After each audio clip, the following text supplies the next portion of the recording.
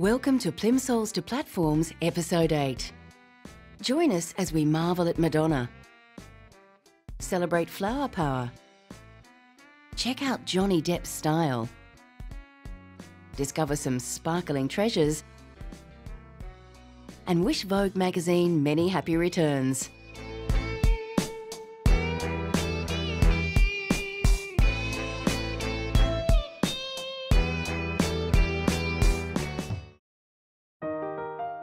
Once suppliers of surgical instruments and swords, today Tiffany & Co. is renowned for more glamorous products. Its flagship store in New York is best known at the place where Audrey Hepburn swooned over the diamonds sparkling in its show windows in the classic film Breakfast at Tiffany's.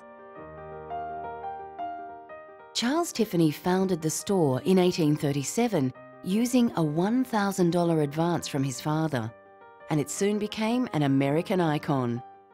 Well, the first impact, I think, is I hope, the flag brooch, this wonderful rippling flag in rubies, sapphires and diamonds, with 13 stars and stripes, the original Union flag, really celebrating the patriotism and the fact that this is a very American story. Charles Tiffany was a great patriot. We can see here his involvement. Here we have one of the presentation swords at the end of the Civil War, made by Tiffany's workshops. During the Civil War, the Union side had been supplied by Tiffany with military equipment from Tiffany's great network of contacts in Europe. And here, really summing up the essence of Charles Tiffany and his entrepreneurial spirit. Here, his cameo on a brooch of the late 19th century. And beneath that, the first mail-order catalogue in the world. In 1845, Tiffany produced this wonderful catalogue where, if you were living out in the back of beyond, you could order luxuries and fancy goods from Tiffany & Co. Because, of course, they started not as jewellers, but selling fancy goods and jewellery. But it's the jewellery that has been the most enduring. Tiffany's designs celebrated American ingenuity and were inspired by the natural world. They became highly sought after in wealthy circles, precious heirlooms that now rightly belong in a museum.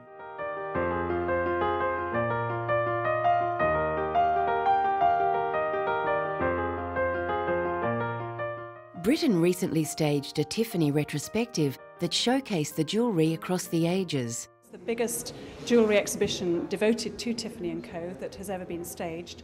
It's the first time so much Tiffany jewellery has been seen in the UK, probably first time seen anywhere in the world.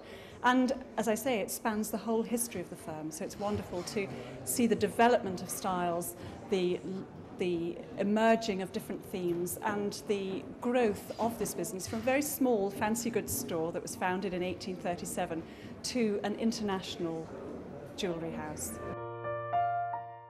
Throughout its history, Tiffany has sourced the finest stones and purest metals. It was the first American company to use the 925/1000 standard of silver purity, a ratio later adopted as the American sterling silver standard.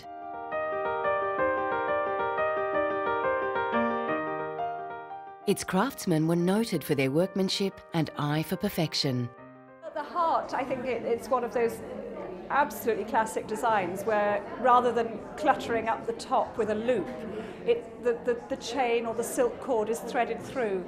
It also shows Tiffany's ability to apply designs to both the very expensive materials, you can have a set with diamonds, or to the much more modest materials, you can just have a simple sterling silver heart on a silk cord.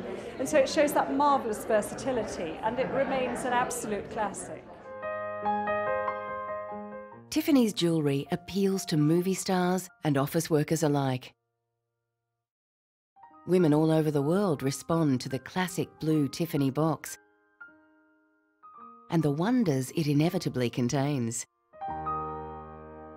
They're superbly chic and elegant and wearable, but they're eminently understandable to everyone, whether you're an American movie star or you're a simple teenager in Tokyo. You understand at once what that piece of jewelry is, and because they're very flattering. Whether he's playing a scruffy pirate with a sly wit or a foppish hatter with a heart of gold, Johnny Depp retains his inimitable brand of individuality and quirkiness. When he hit stardom during his days as a heartthrob detective on TV's 21 Jump Street, the nonconformist actor found fame hard-going. He said he felt forced into the role of product and that it was a very uncomfortable situation and I didn't get a handle on it and it wasn't on my terms at all. Fortunately, he found better terms with director Tim Burton, who cast him as the lead in the charming fairy tale Edward Scissorhands. Depp happily threw off the teen idol mantle and settled into roles that required serious acting chops, like What's Eating Gilbert Grape and Fear and Loathing in Las Vegas, where he played the equally unconventional Hunter S. Thompson, someone Depp personally admired.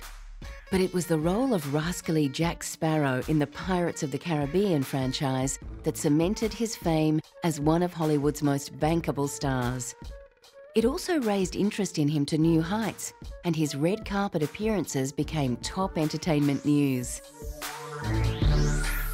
Depp is always happy to put on a one-man fashion show for the cameras, but only on his own terms.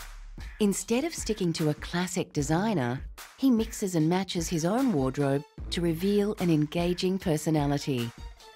Where once he favoured motorcycle jackets and the odd trilby, mod suits and retro accoutrement, these days he tends to accessorise with bling, a goatee and aviator shades. The look is quite European, no doubt influenced by his partner and mother to his children, the elegant French actress Vanessa Paradis. The family flits between houses in Paris, Los Angeles, the Bahamas and Saint-Tropez, a jet-setting lifestyle that enhances Depp's bohemian credentials. He's a man at home in many settings, with clothes to suit each one. Playing the Mad Hatter in Tim Burton's Alice in Wonderland gave Depp the opportunity to stamp his style on a classic. His hatter's touching vulnerability was matched in the dandy's wardrobe of velvet and lace, and the role became yet another Depp tour de force.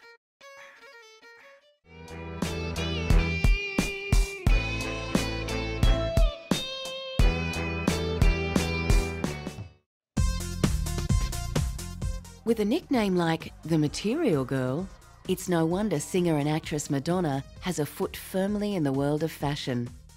From the moment she launched her first album in 1983, young Madonna Louise Ciccione had a firm sense of style.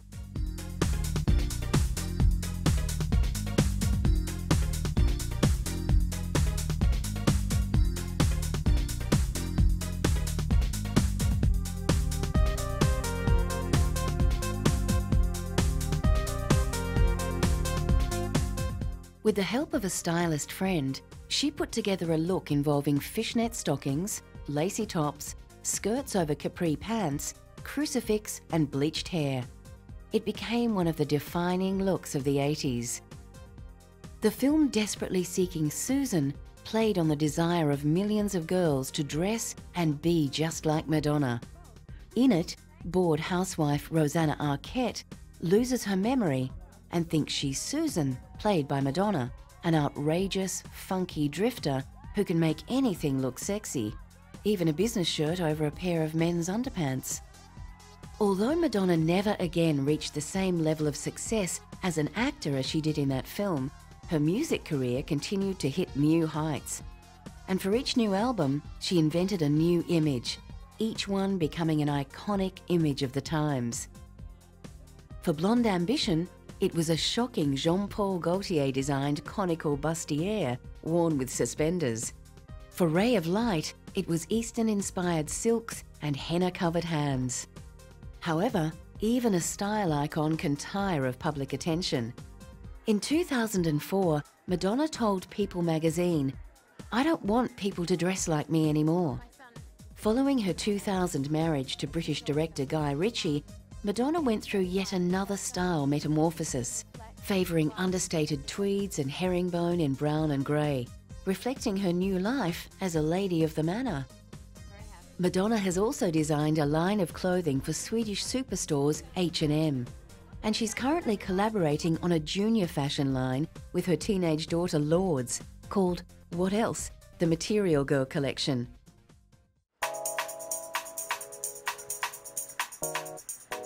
With British Vogue's reputation for being well ahead of the trend, it's hard to believe the magazine could be celebrating 90 years in the business.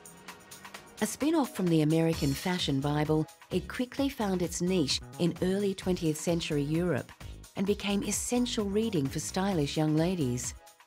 Well, we're very excited to be 90 years old. It's pretty phenomenal for a fashion magazine because everyone thinks fashion's like young, and so to make it to 90 years is something of a testament to the power of Vogue, I think. So we're really trying to celebrate. We're having a big party at the Serpentine Gallery in Hyde Park, and we've got all shop windows in London. Lots and lots of the big designer stores and the department stores are doing special windows for us. We've even got a cocktail at Claridge's, a Vogue cocktail being named. So we're definitely trying to make sure that everybody knows it's Vogue's birthday. Today, Vogue is probably most famous for its British-born editor-in-chief, Anna Wintour. Wintour started as a fashion journalist aged 16 and has never looked back. She's known for her forceful personality and demanding ways, and wields huge influence in the fashion industry. Always immaculately dressed, Wintour can single-handedly launch a designer's career.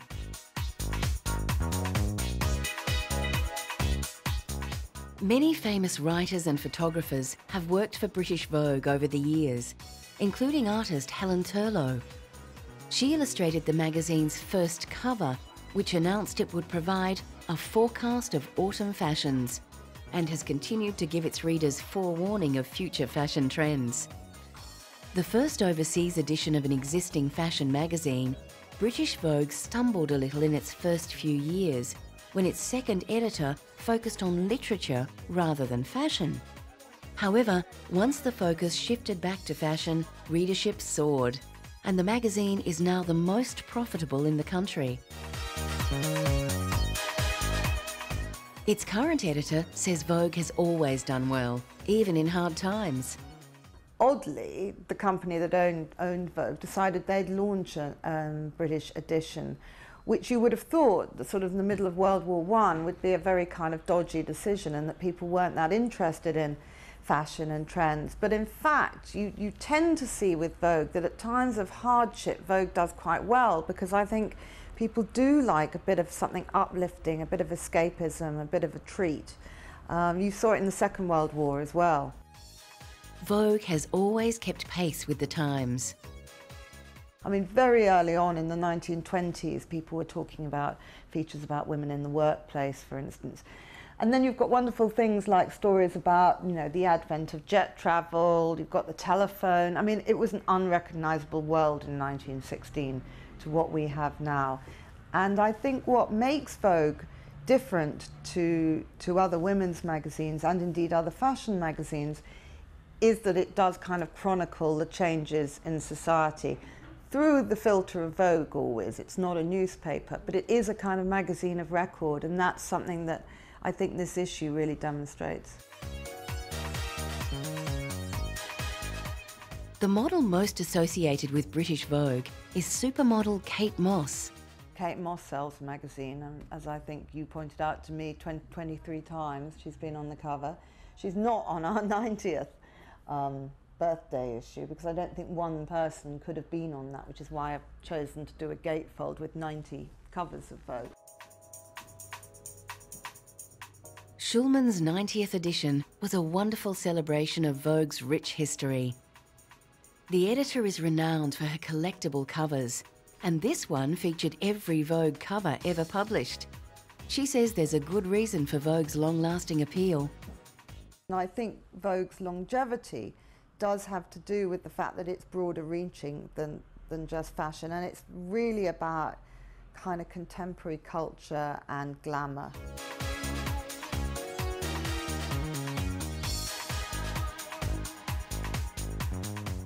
With the fashion industry gaining an even broader appeal in modern times, it looks like Vogue will easily last another 90 years. Like any well-groomed lady, she certainly doesn't look her age.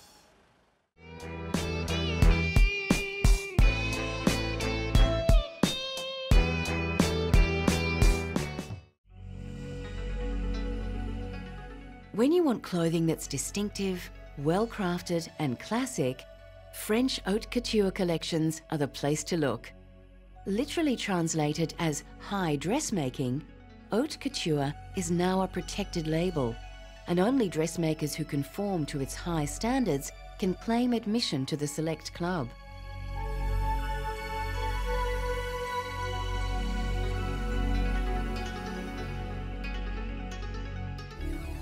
The first couture designer was society dressmaker Charles Frederick Worth, who custom designed the wardrobes of British and French noblewomen at his Paris salon in the mid-1800s. From riding habits to ball gowns, Worth dresses could be instantly identified by their perfect cut and exquisite tailoring.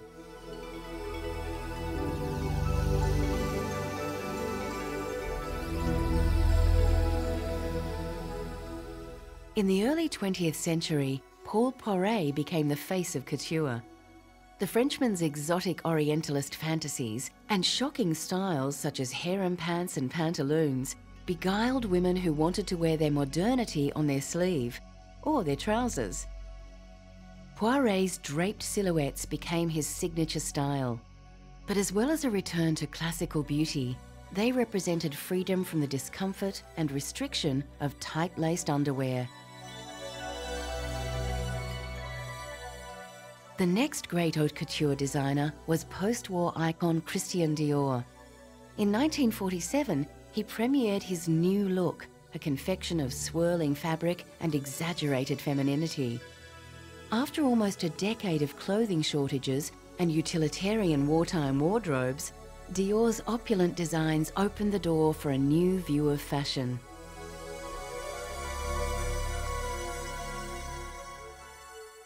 In the first few years of the new look, women on the social scene needed a huge number of dresses.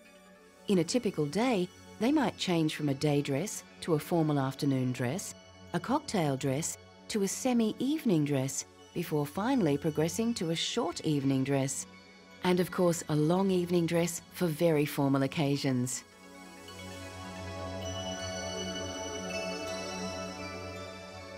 However, as the era wore on, the dress code was simplified, and women changed fewer times during the course of a day. But the one constant was the cocktail dress, a wardrobe staple since the 1920s. Dior called them elaborate and dressy afternoon frocks, and created them in black taffeta, satin, chiffon and wool.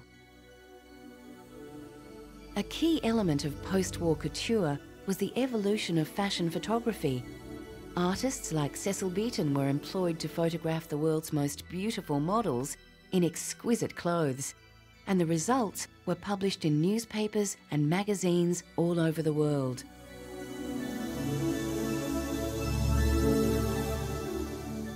Ordering a couture frock or suit was a very personal task, and the customer's wishes and preferences were always taken into account.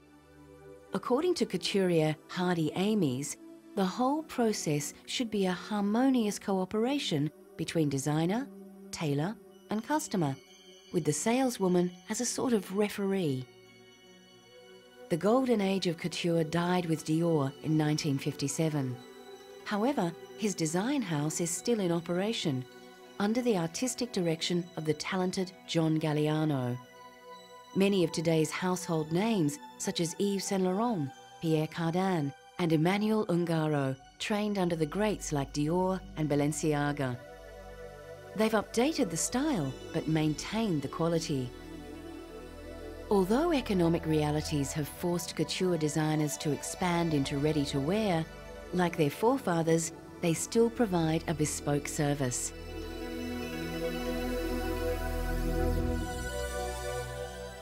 And it's at their fashion shows that the world sees the marvelous creations. Just like Dior, who once said of his fashion house, "My mannequins sail forth like a brilliant armada, all sails flying, going forth to conquer the world in the cause of the new fashion."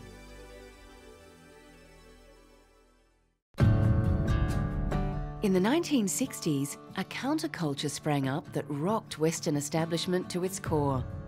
a generation emerged that rejected the symbols of prosperity valued by its parents and embraced radical new philosophies and ideals.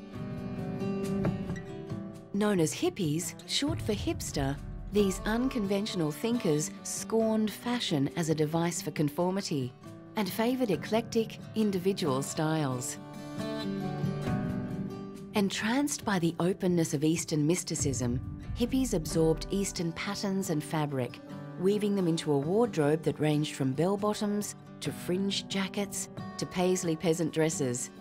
The crafts of macrame and beading became popular with young people who wanted to express their own totally unique style. Flower children, of the male and female variety, grew their hair long. It was a highly accessible fashion movement, as all you needed were old jeans held together by some patchwork, tribal beads, and an old bandana. Army surplus stores were a good source of clothes, and an ironic statement to a government who wanted to put many men of the hippie generation into uniform for real in Vietnam.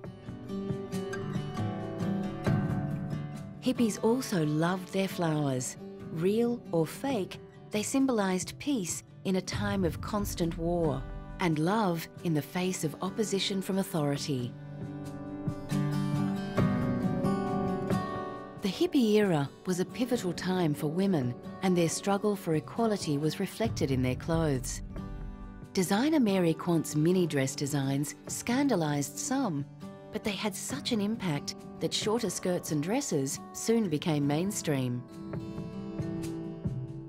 Women hippies had the choice of short length or maxi dresses that flowed to the ankles. To the horror of their mothers, who still clung to their foundation garments, many 60s and 70s women dispensed with bras altogether. It might have rejected the fashion industry as part of corporate culture, but the hippie subculture lives on through many of today's top designers. They frequently reference iconic motifs, such as round tinted glasses and fringed Indian-style suede jackets. We owe a debt to these beatniks. Thanks to them, today's establishment puts greater value on individuality, which is reflected in the way we dress today.